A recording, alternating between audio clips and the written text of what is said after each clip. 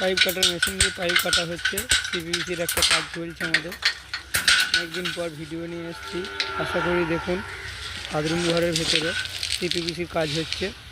প্লাগগুলো নতুন এসছে, ভালো করে প্লাগগুলো ফলো করুন। মার্কেটে নতুন এসছে, খুব ভালো লাগছে। পাইপটাও নতুন কোম্পানি। দেখুন প্লাগটা,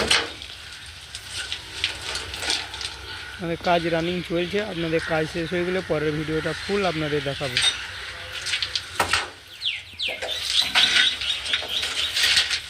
বাথরুমের এদিকে লাইন করা আছে।